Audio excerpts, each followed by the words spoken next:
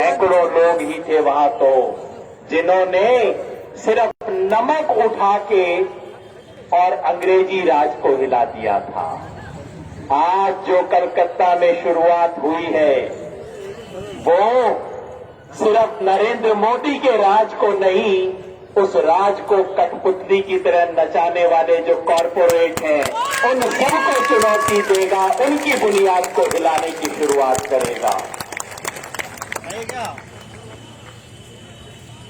आज ऐतिहासिक दिन इसलिए भी है कि पंजाब, याद रखिए अंग्रेजों के जमाने का जो पंजाब था उसमें हरियाणा भी शामिल था, उसमें हिमाचल भी शामिल था,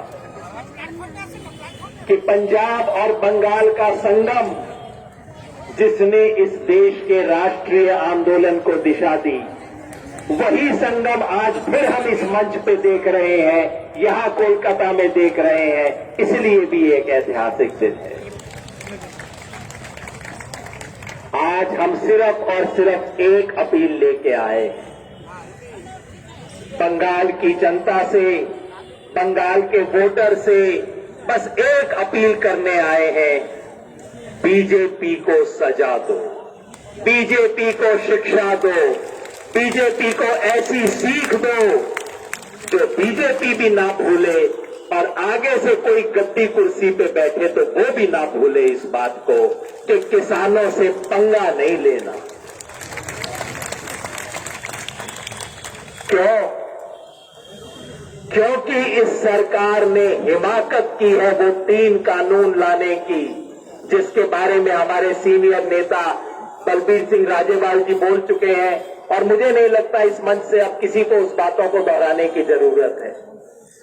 वो 3 किसान विरोधी काले कानून लाने की हिमाकत जिस पार्टी ने की है उसको सजा दो। किसानों को गाली जिसने दी है, आतंकवादी, खालिस्तानी, पाकिस्तानी, दलाल, इसके दलाल, उसके दलाल, कमीशन एजेंट, किसानों को गाली देने वाले और बदनाम करने वालों को सजा दो, किसानों पे दमन करने वालों को सजा दो। इन्होंने आंसू गैस चलवाई, इन्होंने वाटर कैनन चलवाए और आज सिंघू बॉर्डर और टिकरी बॉर्डर पे इतना वायरिंग और कांटे लगा रखे हैं जितना हिंदुस्तान और बांग्लादेश के बॉर्डर पे भी नहीं है, उतने इन्होंने लगा रखे हैं। किसान को दुश्मन बताने वालों को सजा दो। लोग पूछते हैं सजा देने के लिए चुनाव के टाइम आप क्यों आए हो? मैं कहता हूं इनको इसके अलावा कुछ सुनाई नहीं देता। बीजेपी से कहो, राजेवाल जी हमारे नेता कह कह के थक गए कि ये तो अनकॉन्स्टिट्यूशनल है, सेंट्रल गवर्नमेंट को पावर ही नहीं है ये कानून बनाने की। बीजेपी कहती है लेकिन हमारे पास संसद में 303 सीट है, हम तो बनाएंगे। इनसे कहो कि ये 3 कानून किसान विरोधी है, तुमने किस किसान से पूछ के बनाए? तो ये कहते हैं हमारी पार्टी दुनिया की सबसे बड़ी पार्टी है, हमने चुनाव जीता है, हमें पता है किसान के हित में क्या है।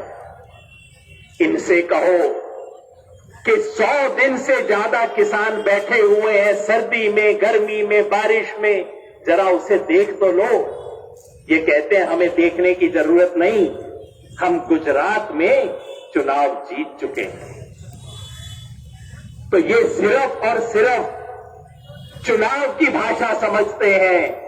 इसलिए किसान ने कहा कि तुम सिर्फ चुनाव, वोट, सीट ये बात समझते हो तो आओ हम भी तुम्हें इसी भाषा में समझा दें। जिंदाबाद जिंदाबाद। मजबूरी में हमें भाषा अपनानी पड़ी है।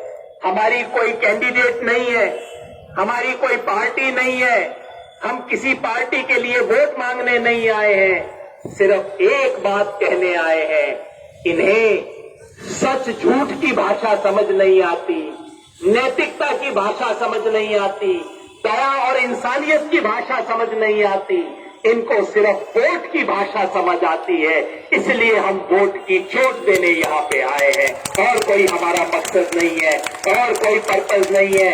और मैं चाहता हूँ 2 तारीख को, 2 मई को जब चुनाव का परिणाम आए, जो आए, जो जीते, जो हारे, उस दिन शाम को हमारे टेलीविजन के साथी कह रहे हो ये किसान से पंगा लेना तो मोदी जी के लिए भारी पड़ गया।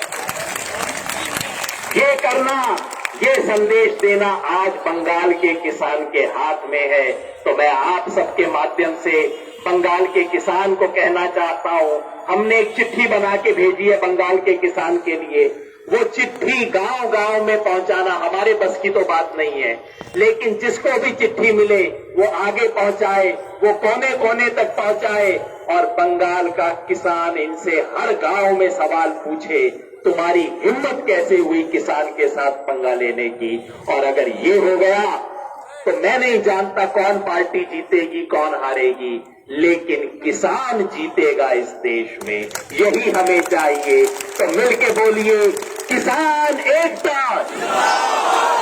और जिन्हें इस चुनाव में किसान को जिताना है वो बोलिएगा, मैं कहूंगा लड़ेंगे, और जिसने किसान को जिताना है वो बोलेंगे जीतेंगे। लड़ेंगे, लड़ेंगे, लड़ेंगे। बहुत बहुत मेहरबानी।